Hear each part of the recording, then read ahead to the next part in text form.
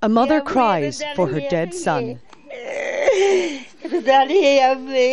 She says 28-year-old Ahmed was kidnapped and tortured to death by President Assad's government. Ahmed went to a pro-Assad area to find cooking gas the day he disappeared.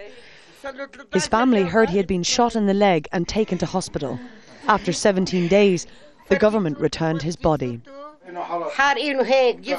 There were black marks all over his body from the head down to his legs. He was electrocuted. There was a huge wound on his head and his neck was snapped. They have burnt my heart. May God burn Bashar's heart and the hearts of his children. I wish he sees all his young children slaughtered to pieces. Come on. People here fear not only being shot, but being shot on the wrong side of town. Those injured in pro-Assad areas have to take their chances in government hospitals. Reports of people being taken from there and tortured are common. The only alternative? Places like this. Secret, makeshift hospitals with little or no supplies.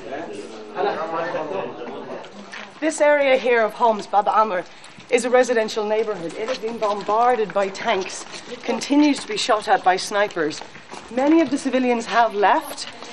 Many women and children have been moved out, but lots of them who don't have anywhere to go, don't have relatives to go to, have been forced to stay, and they're hiding in these buildings right now. Defected soldiers trying to protect these areas say outsiders have been drafted in by the government.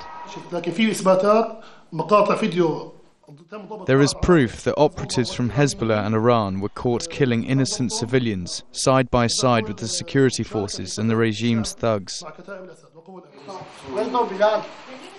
President Assad may still have some friends internationally, but ordinary people here he considers his enemy are suffering from his defiance. Jane Ferguson, Al Jazeera, Homs, Syria. And Jane is here in the studio with me now. First of all, the violence that there's said to be in Homs in the last 24 hours with more than 250 people killed. Have you been in touch with those people you know there? I have been in touch with the activists, and they've told me that the violence, as we've heard earlier on today, has been in the Al-Khalidiyya area. The activists that I have been working with are in a separate area. Bab Amr is a separate area of the city.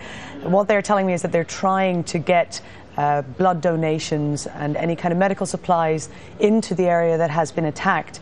But that, of course, is very difficult because each uprising area is surrounded and it's self-isolated. So it's impossible for people to get out of one part of Homs into another generally? That's what we're hearing. I mean, before these attacks in the last 24 hours, people have just about been able to move around, but of course they risk being recognised as people from revolutionary areas. So some people are getting in and out, but you have to go through checkpoints. At the minute, however, what I'm hearing from inside is that people don't want to leave the area that's been attacked, and they'll have to really rely on field hospitals. For those people who are there, is it possible easily to identify the enemy, if you like, or is there a lot of mistrust neighbour to neighbour at the moment? I didn't experience too much mistrust neighbour to neighbour when I was there. Most people believe that if there was anybody who you couldn't trust, they would have moved out by now as the situation has matured. But I'm sure, considering that people are being snatched, Human Rights Watch are saying that there are people being kidnapped by the regime, there must still be a certain level of paranoia amongst the population. And in terms of the way it's moving on the ground there, I mean, were they prepared for this? Were they expecting this kind of attack, this kind of assault? Well, when I was in Homs a few days ago, that's exactly what they were saying. The activists who were hosting me said they were expecting a crackdown. There were lots of rumours, but it is the kind of situation where rumours do abound. But that was one thing that they were saying. As soon as I arrived into the area and met with the activists, they said that they're expecting a crackdown. And as you can see, I've interviewed some Free Syrian Army people, and they themselves said that they were worried that there was going to be more bomb attacks. Now, when people live in an area like this, we tend to assume that it consumes every single minute of the day, but of course they still have to feed their family, they have to try and maintain some semblance of normality for their children. How do they do that? How do they even get food? Well, when I was there, occasionally when the attacks would slow down, or when you'd stop hearing the sounds of gunfire, there would be some lucid moments. And when you came out into the street, they were dashing from one house to the next. You could see very, very rarely, you'd see a shop that might be open, might be selling some cabbages, for instance, or some bread.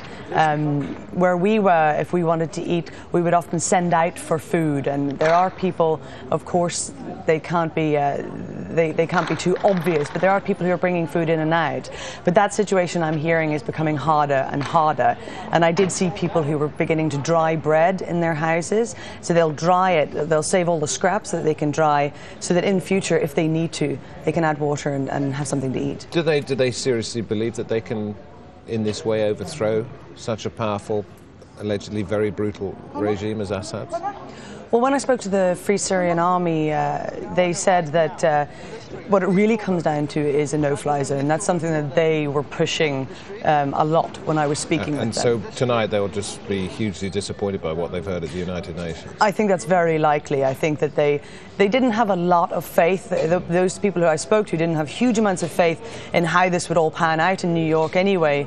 But they did say that that was their main hope militarily right now, because what they said was that if they could get a no-fly zone, then the crucial point of that would be that they believe much of the Syrian army would defect. Jane, thanks very much indeed. Extraordinary pictures, a very moving story. That's Jane Ferguson, who's been in Homs in